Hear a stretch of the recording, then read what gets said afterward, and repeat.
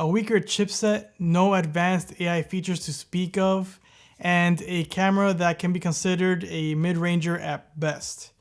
Not too much stands out with the HMD Skyline, but there are a few features that make it a great budget-friendly option. Let's take a look at these great features along with the other good features and some of the weaknesses that come with this phone, just to get a balanced view of where this phone really stands in terms of the budget market. The first of these awesome features is the Qi2 Magnet and wireless charging. This is something that not even every premium phone has yet. Actually, the majority of them still don't have it, and they require you to get a case to use it properly. So this is a huge one and kind of about time that it's put into a phone, and very grateful that HMD actually went ahead and put this and on a budget phone, to say the least. So the Qi2 wireless charging, obviously you get the 15-watt fast wireless charging, which is going to be great, and not really the best one anymore because OnePlus has their own wireless charging, which is much faster, but this is going to be one that's going to be a standard across all phones. And you have the magnet, which Apple calls MagSafe, and this just opens up a whole bunch of doors for accessories to use and without needing a case to go along with it. And it's quite a strong magnet, so it's not going to fall off all that easy. The second very important and awesome feature is the ability to repair the phone yourself. And from my understanding, it doesn't void the warranty, but always look at the fine print just to make sure. But basically, you're able to replace the charging port, the back plate, or the glass, and probably a few other components. Yeah, for the battery as well. And that's gonna keep the phone running better and longer. And it's gonna keep you or the budget conscious consumer from having to buy another phone because let's just say the charging port got messed up and now your phone doesn't charge. And I mean, that's just one of the worst reasons to have to buy a new phone or to send it out to get it repaired professionally, which is gonna cost you a lot more than if you just buy the kit yourself and do it at home. And the way that they set this up on the inside is actually very user friendly. You just gotta unplug some of the pins, replace the part with a couple screws, and then plug the pin right in and you're ready to go. And this is something that I would love to see other brands get on board with because, you know, there's no reason to have to buy a new phone just because one thing goes bad, or to have to take it to somewhere professionally and remove glue and all these different things just to get it done. One, it's gonna cost you a bit more, and two, there's never a guarantee that everything is glued back in place perfectly, so that water resistance rating kind of goes out the window when you replace one of those parts. Before we continue, I would really appreciate a like and subscribe. That would really help the channel out, but let's keep going. Aside from these two amazing features, the phone also has other good features as well. Like for example, the build quality is just outstanding. It feels very premium. It doesn't feel like a budget phone at all. I mean, the build materials to start off with are glass and aluminum, which is literally what the premium phones are made of. And the weight, even though being heavy kind of has its downsides, but you know, being a bit weighty makes it feel a bit more premium as well. In terms of structural integrity though, I mean, there's no bending or flexing on this thing at all. It's gonna withstand a lot, and I honestly feel like this phone could take quite a beating before anything really happens to it. And to continue on with the outside of the phone, it actually has two really cool options for colors. It has a pink and a teal color. And if you want to stay more discreet, you could also go with the black or dark gray color that they have available. But I chose the teal color obviously, and I think it looks great in person. The box comes with the pink color, so it's kind of odd that it has a different color than the phone is, but it gives you a good idea of what the pink color will look like, and it's actually pretty nice. Even though I'm not a big fan of pink, so I wouldn't go that route myself. I will say the only real downside to the design is the sharp edges. Very reminiscent of the S24 Ultra and lower, and it digs into your palm when you're holding it normally.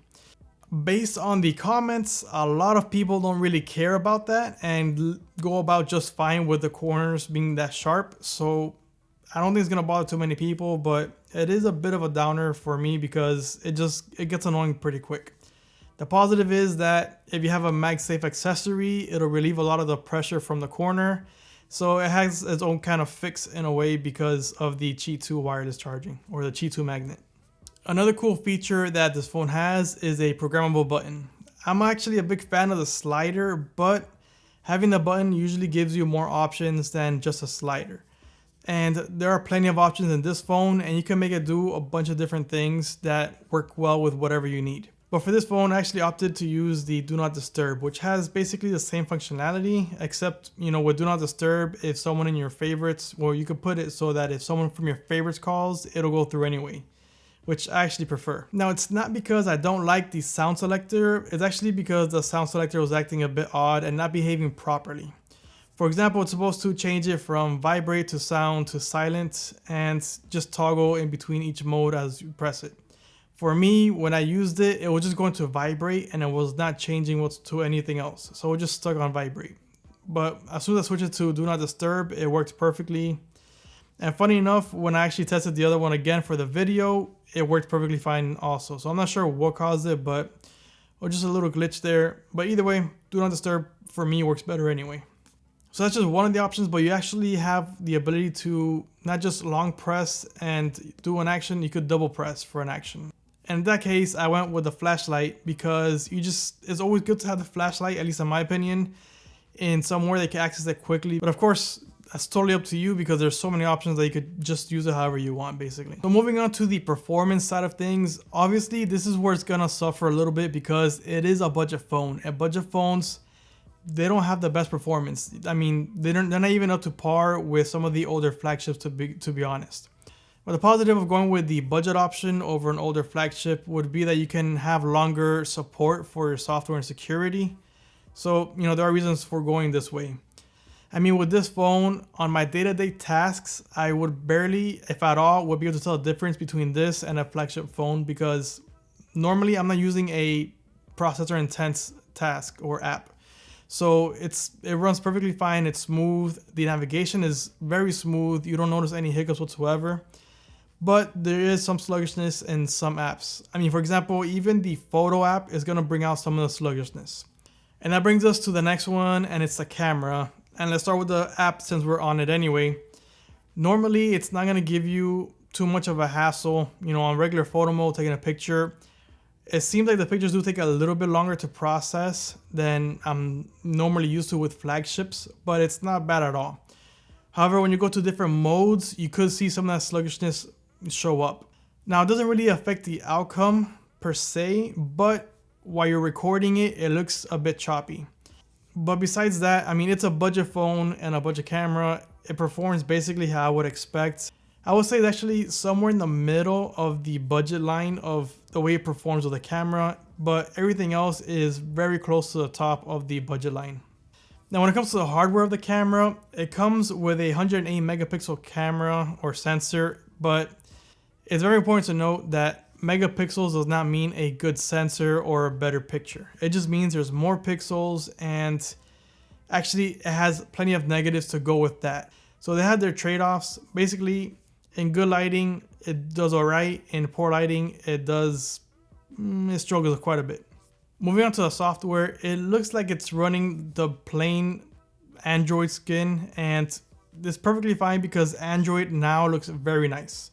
And it basically looks just like the Pixel software, except you're missing out on a bunch of the advanced features that Pixel comes with.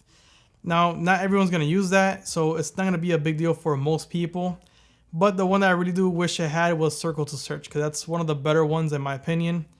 So you are gonna be missing on a bunch of advanced features like that, but when you're in the budget lineup, you're gonna give up on some things, and software like that will be one of the first ones I think it's gonna be cut out, because that's kind of saved for the flagship models.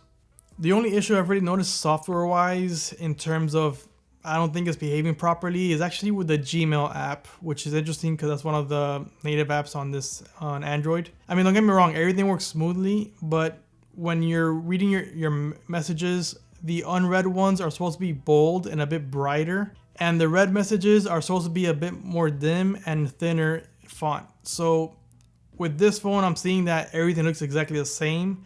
So it makes it basically impossible to determine what's been read and what's unread. The next thing is the screen, and let me tell you, it's actually pretty good, especially for a budget phone. The resolution is Full HD Plus, so with this size, it's actually a decent number. It's over 350, which is what matters for the most part, at least especially for budget phones. So it does give you enough resolution for a nice crisp picture, but it's just not going to be obviously like those elite ones that are 500 pixels per inch. And to go along with that, the colors are actually really nice on it as well. So when I'm watching a video, honestly, it looks really good. Where the budget price kind of rears its head is going to be in the max brightness for the phone. It has a peak brightness of 1000 nits, and that's not going to be very bright when you're outdoors and in direct sunlight. It'll be just enough to see what you're going to be doing, but it's going to be a bit tough, and you're going to want to put your phone away as soon as you're done because it's not going to be very enjoyable to use outdoors.